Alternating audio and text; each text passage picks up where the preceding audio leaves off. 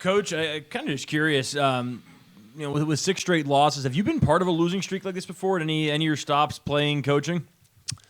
It's been a long time, Jamie. I think 1 year at Southeast Missouri, I had probably 2012. I get all my.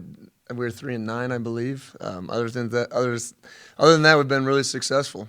So obviously, you just got to take them 1 week at a time and take a new opportunity because obviously everyone in the building's disappointed. I mean, there's no hiding that, right? To not get the results you want after you put in the work is very disappointing, and we're all working hard to change it, and there's still opportunities out there. It feels like everything kind of flipped on the bye week. There's been a lot of discourse around, maybe even lighthearted saying what happened during that bye week. Is it just kind of it flipped? I mean, do you think there's something to do with there was so much emotion that first month that it maybe wore off a little bit? It kind of just with how high you guys got after those first 4 games?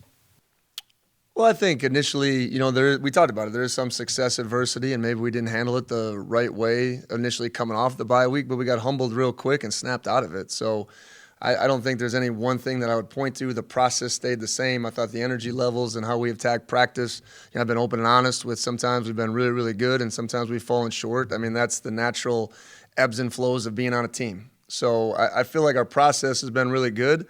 It's just been those plays. I think Saturday was another, really just kind of snapshot into our season and these last 6 games of, we haven't won the ball battle. Right, we haven't run the turnover margin. When you don't do that, it's hard to win football games in this league. And when we gave the ball away, we gave away 14 points. Defensively, we held an explosive offense to 5 explosive plays, but then we were 0 for 4 in the red zone. Special teams, we were a block away from breaking a 95-yard kickoff return, and then we don't put the field goals in. So I think it's a conglomerate of different things, like I've said each week, and unfortunately, finding different ways to lose is very frustrating, and we're still working on getting that corrected. Kind of completely veering off from those questions. Notice the last 2 weeks, Juvenski's wearing kind of like this bigger, kind of different helmet. Is that like a concussion protector, or what kind of is that about? We call it like the spaceship helmet. There's a few of our guys. I think Brock Dew has one. Just kind of, there's some, next level equipment that some of our guys get. Javinski's one of those guys. I think Brock Dew has one of those bigger helmets. Some guys don't like them because they're a little bit bigger, but Javinski seems to like it. No specific science behind it, but just kind of trying out some different things. Obviously, you mentioned that in recruiting, you're trying to find those guys that are right for the program. So I'm just wondering, when you're in that process, how you kind of can find guys that are going to be able to have the mental toughness to persevere in these sorts of situations, how you sort of look at that, and then just what the team response has been mentally. Well, I think it's a really good question because I think the hardest part that you're really trying to recruit to is intangible pieces. Well, how do you find that out? Sometimes it's hard on the phone. I love it in camps and different things where you get to see them in person. Obviously, we do the school evaluations where you see them in the weight room. You try to get information from coaches, from counselors, from teachers. You go top to bottom to try to make sure you're getting the right guys. And really, we've had one true cycle. That was last year's class of recruiting someone for 365 days. This will be our 2nd cycle complete doing that. And I think when you go through the full cycle, you really get the right type of people. I think that's important. And getting ahead in recruiting is vitally important because I think, we've seen throughout history when you do the December and January stuff, sometimes you don't get as much of a time with that, especially portal guys, right? That's a shotgun marriage, right? And a lot of times guys are leaving for certain reasons, so not all of them positive. So I think it's one of those things that we got to find the right fit for our place always. Fit, making sure they're a true football player, and then intangible pieces, you got to love the work. You got to love the work, and not just the outcomes, not just the Saturdays on Giesa Field. You got to love the work and the grind, and those are the type of guys that we're searching tirelessly to find each and every day. And we're open and honest about who we are. Like, we're not sugarcoating anything. We know we're Pullman, Washington. We know we're Washington State. We know the challenges that comes with, but we also know the great things for young people and how you can develop through that process. And obviously, we saw our biggest dose on Saturday of Leo, obviously a true freshman, running back there. I'm just wondering where kind of your trust is in him going into a couple of big games, and just what maybe you see as his usage kind of being over the next couple of weeks. Well, Leo, what a big bright spot coming out of that game. That's what we've been looking for really for 10 weeks, and to see him come out and run the ball with craft and creativity and break some tackles and, do what running backs do. It's not always perfectly blocked up. And to make some people miss and to give us a spark and a punch, yet catch some things in the pass game and do well in protection, like that's that position's role, and it was really great to see. So unfortunately, he tweaked a hamstring kind of later in that third quarter, fourth quarter. So we'll see his availability for this week and obviously into the Apple Cup game. But if he's available, he'll be out there playing, and he's earned it. I mean, someone asked me after the game, I think Greg asked me the game about personnel. We're constantly evaluating personnel. Who can help the team? Who's getting better? Who's still pressing?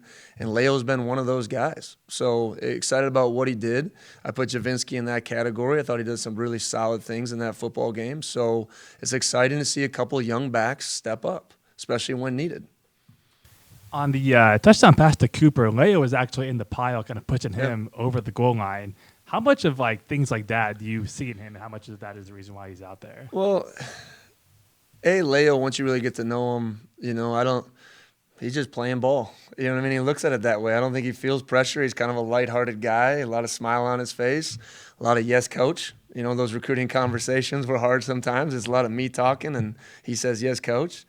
But he loves playing ball, and he works hard. And those are some things that you can really work with. And we'll work on those intangible pieces to take him from good to great. But the effort level is there, and then he's taking advantage of opportunity. That's always, what big-time football will be about. You mentioned the ball security after the game with Cam. He actually has 11 this year, which ranks last in the country. How much of it is trying to help him improve that? How much of it is just this is kind of who he is at this point? Well, I don't think you ever accept that's who he is. I think on the sneak, it's unacceptable to lose the ball, period. The one when he's throwing it, is very difficult. He's throwing the ball, and the guy made a good play on the backside. And, sometimes, like I said, I grew up on Brett Favre. You take some of the good with the bad. When he makes the amazing play and hits Josh Kelly down the field, everyone celebrates it, but then when it goes wrong and there's not elite ball security, obviously he's very disappointed in it. Let's be clear there. There's not one time where Cam just says, oh, he's flipping about it. He's not. He understands that turn the ball over twice, which leads to 14 points, and it's a 3-point game. He's very aware of what the consequences are of not taking care of it. So we got to continue to address it, and, this isn't the last level he's going to be playing at with people rushing him. So we got to continue to get him better at for his future as well. And then with the red zone defense, you guys have gotten just 4 stops in the red zone all year. Is that what do you have to do to kind of turn that around? And what are some of the issues there, do you think? Well, I think we're getting leaned on a little bit in the run game. I think that's evidence. You're never getting people behind the chains where you can kind of get them in third and longs and attack and play coverage and that type of stuff. You've been beating man coverage a little bit, and I think we just got to be a little bit more aggressive at times to try to get them behind the chains. I mean, red zone, sometimes you dumb it down and it's time to get after it, especially a team like Cal. Make them beat you passing. I thought they did a good job on the third down with a little block and go scheme on Lamp. But we got to be better in the red zone to win games. And, however you look at it, I always look at it, these are all one-game challenges. I know you guys look at the bulk of what's happened, but at the end of the day, we got to be better to be a better defense because that's what brings down points and that's what helps you win games. Coach, this Colorado team, kind of on a similar path as you guys. They start out hot. They've lost a few in a row, but apart from the Oregon game, they've been really tight games that they've been in. Obviously, Shedeur and Travis are very talented. When you kind of look at both of these teams, what do you think is going to be some of the factors that will contribute to one of these teams getting over the hump and getting the win on Friday? Well, I still think you see 2 teams with a bunch of want to. When I watch their tape and I watch our tape, you see a bunch of kids that are competing. I think they're extremely talented at the skill position. The Sanders kid, the quarterback, is a lot like Cam, a creator, a strong arm player, elusive in the pocket and can do a bunch of different things with the ball in his hands. I mean, I think he's an elite level talent. It's not just the Hunter kid at receiver. I mean, they got 10 and 5 and just a bunch of guys that can really make plays. So you got to neutralize them, trying at the line of scrimmage. The other thing that's hard offensively is a different play caller, right? So you see similar things, yet low tempo, yet getting the ball out a little bit more quicker and concisely.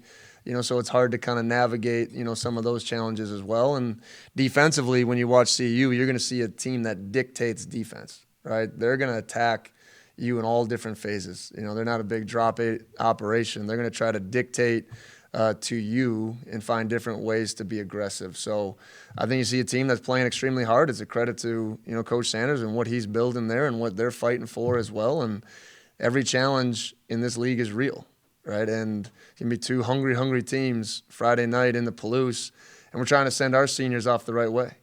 You know, this week is about a lot of different things, but number one is about the seniors that we're going to be celebrating on Giesa Field. Okay, so just real quick while we're talking about it, I want to name those 17 guys off because I think they're extremely vital to our football program. I think they're I'm extremely appreciative to this group of guys. A lot of these guys I've been with sometimes for 4 years. So whether they've been here 6 months or 6 years, I'm just really appreciative to all the efforts and sacrifices these guys have made. So Josh Erling, Make Fafita, Connor Gomnes, Isaiah Hamilton, Brennan Jackson, Chris Jackson, Cam Johnson, Cam Lampkin, Sam Lockett, Christine Kanu, Devin Richardson, Naeem Rodman, Simon Samardzic, RJ Stone, Colton Thieker, Lincoln Victor, and Nakia Watson. You know, so 70s guys that are really contributed to our team and excited for all of their futures. Whether that includes football or not, I know these guys are ready for life, and that's what our program produces, and really appreciative to this group of guys. I'd like you to kind of expand on that because, you know, this program has gone through some changes over the years, and these guys believed in you, believed in your message. They stayed here. What do these guys in particular mean to you as a coach?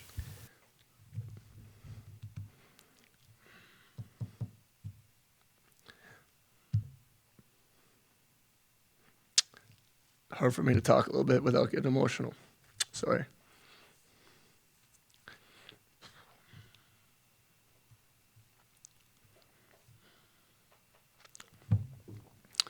I get emotional because I care about these guys. Because in 4 years, I've been through a lot of things with some of these guys. Really have. And in today's world, a lot of them had different opportunities.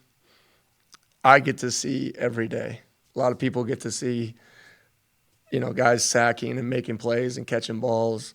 I get to see the hard work, the discipline, the dedication, the character, the values that these kids possess. Really, really proud of this group. I mean it. And I said I do get emotional about it because I'm highly invested in these kids and their future and what they're doing. And like I said, whether it's 6 months or 6 years, these guys have made tremendous impacts. And you don't always get the results that you want, that you work for. And for these guys to stay the course, not quit, give us everything they have, even through the ups and downs and the trials and tribulations of this season, says a lot about who they are, and really want to send them out on a high note is really important to our football team. And, you know, with Friday night being the last time you guys are going to play at Giesa Field this year, Yep. After 6 straight losses, what is your message to the Cougar fan base? Why should they spend their money and come watch this team and invest in these kids like you have for the last time? Well, I just think stay the course. I mean, we're close. I know no one's satisfied. I want to make sure, like, I don't sit up here and be positive and sell the future and where we can go and what we're doing, because I believe in these kids. I believe in our coaching staff. I believe in what we can do here as a football program now and in the future. But they should also be really appreciative to just any group that really comes through and, like I said, what these kids have been through and what they've worked for. I think they represent Cougs, you know, now in the future. They're going to be great alumni. I just think there's a lot of things that are going to be extreme positives to what our players have done, and Cougs always respond. You know what I mean? Cougs aren't just here for the good times. Cougs have been through a lot of hard times, a lot of challenging times, and there will be more of those days. Okay, so I know it's, you know, I had a different message in NIL, and that's separate from all we need is still us as Cougs. It's the players, it's the coaches, it's the alumni, it's the fan base, it's the university. And there's times that we're going to go through different things and different adversities together. That's what's coming up. Okay, we know that. Let's all band together. Let's find a way to keep supporting, keep getting better, keep enhancing, keep growing our football program. We're getting a new indoor. We're getting a new academic center. We're working, you know, tirelessly on getting a new locker room and providing every opportunity possible for our football student athletes and student athletes throughout our whole program. So excited about where we're going and keep believing. I mean that. It's important. And I know sometimes through the hard, it's challenging, but you reveal who you truly are. And I think we got a lot of real Cougs out there. Then, Coach, have you given it any thought that this is going to be the last game out there on this field with a semblance of normalcy? You know, I know we don't know what the future is going to hold. We're going to find out a lot tomorrow. But have you ever given any thought that this is it? No, I haven't given any thought to that, to be honest. I'm worried about these 17 guys and sending them off the right way and feeling that celebration in the locker room of winning their senior night. That's our whole team's focus, to be 1-0, to send these guys off the right way. That's kind of really where our mind's at this time. I get a sense that when you read those names off, you weren't reading off names of football players. You were reading off names of young men that you're very happy to have an association with and send them off the right way. Is that a true statement? 1,000,000%. Couldn't be anything more true out there. Having lost 6 in a row, trying to figure out how to win a game, Yeah. how do you keep from panicking and throwing everything out and just trying to do something so we can win today? Well, the scoreboard said we were down 18 with 7 minutes, and I didn't see panic. You know, and we got the ball back with 3 minutes left in that football game, and there's not an ounce of me that thought we weren't going to go down there and score and win the game. I know it didn't happen. I know that wasn't the result, but I think that's where our team's been at this whole time, just finding ways to go out there and do it and have some resolve. And it's not easy. Like, not getting the results that we all want is not easy, but there's still opportunities to go be our best, and that's the standard. And that's what we've always talked about and lived by, and we can't let any situation change that, because at the end of the day, it's still trying to be 1-0 this week. And I know what's transpired over the course of the last few weeks have been difficult. It's been emotional. It's been frustrating at times. But I mean it when I said it last week, because we'd had one of our best week of practice with energy. And, you know, we're hitting the practice field at 4:30 this afternoon, changing the schedule. We flipped it. In our minds, it's already Tuesday. So that it's just on to the next and finding ways, like I said, to send our seniors off the right way. I mean, are there concerns with a short week? I mean, do you have to jam in an extra day's worth of work when you don't have that day? I mean, we just know it's a day earlier. Yeah. For you guys, how difficult is it when you have one less day? There's an art and a science. I mean, you got to stay rules and principles. I mean, you just got done with the defensive game plan meeting. We're not putting in a bunch of new stuff. What's our rules? What's our base stuff? Let's go out there and tack. And then you try to really peak physically, right? So this afternoon, we took out all the good on good. We're just going out there, getting some good scout looks in. That'll only be about 12, 13 periods. We'll peak physically on Tuesday, and then it's kind of walk-through as we're out there getting ready for a Friday night. So told our guys, if you want to play professional, they go Sunday to Thursday. All right, so Saturday to Friday, it's one less day, but it gets you off your routine more than anything. And the other thing that we did that I love is went to afternoon practices this week just to kind of give us that extra time game planning-wise before we hit the field. So we'll be ready for Friday night.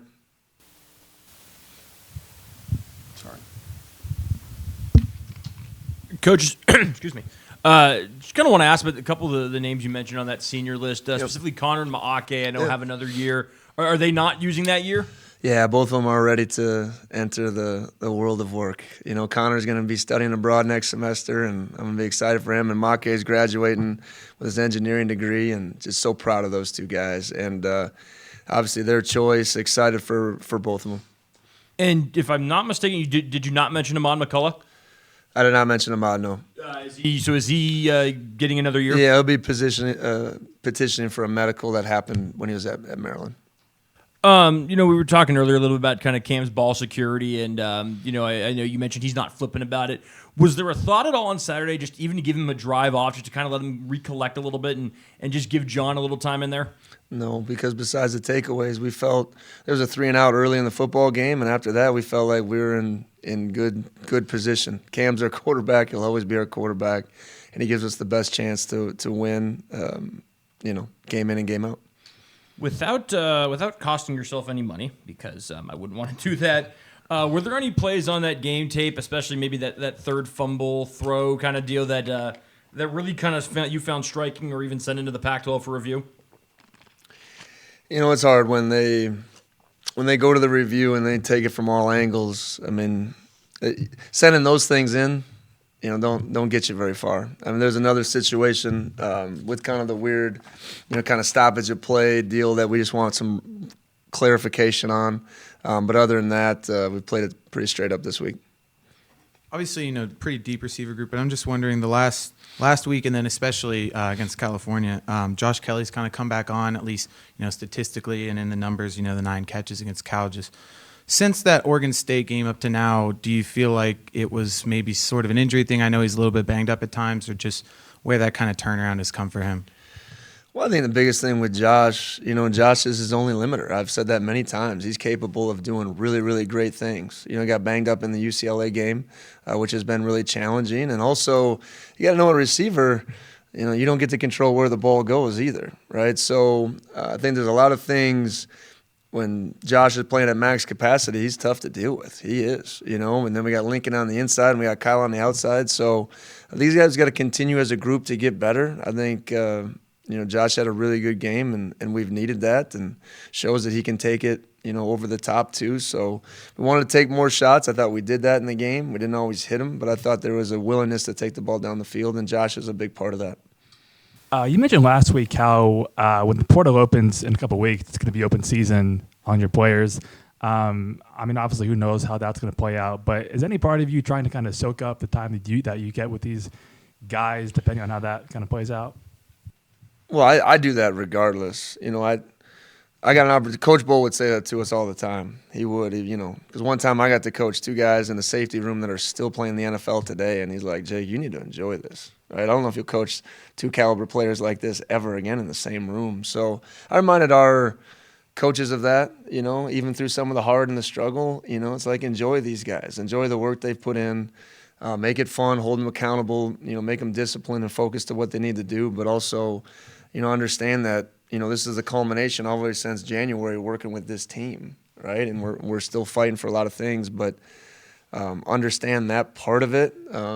As far as I made a comment about an open season. I think that's everybody's players. That wasn't specific to Washington State. I really don't. I just think that's what the kind of things are happening, and there's a lot of things with the portal. And let's say we got to make an environment where they want to stay here and be developed.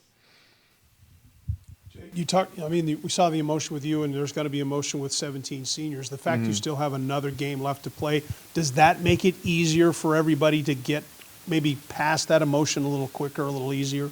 Yeah, I think so. I don't think you ever look at it as this is just my last game. I remember my senior night when I played, that was the last game, and there was no playoffs, and there was a real hard finality to putting your pads on for the last time.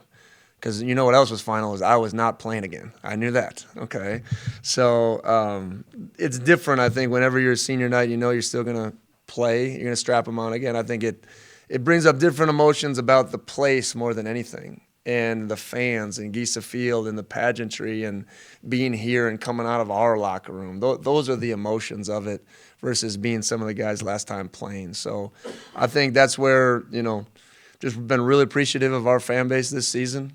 One more time on a Friday night. I know with Thanksgiving week coming, and I know the students, we need you to be here. We need you to pack the house. I think it's going to be fun. It's going to be a great environment. 2 teams really hungry for a win, and I can't wait to just really honor these seniors with a packed house. Essa was carted off during the game. Is there any update on him? Yeah, I get the update after this meeting. He's walking around with a boot, but we were hopeful to kind of get him off of that pretty quickly. The one short day really does hurt a lot of these injury situations, so we'll see what we can get out of him. It's not broken. I do know that. So Essa's been tough really throughout the season, and if he can go, he'll give us something. If not, Christian will be at tackle, and we thought Rod came in and played really well. So that's what Rod Talavea is capable of doing, and excited to see him do that. I thank you guys. Go Cougs.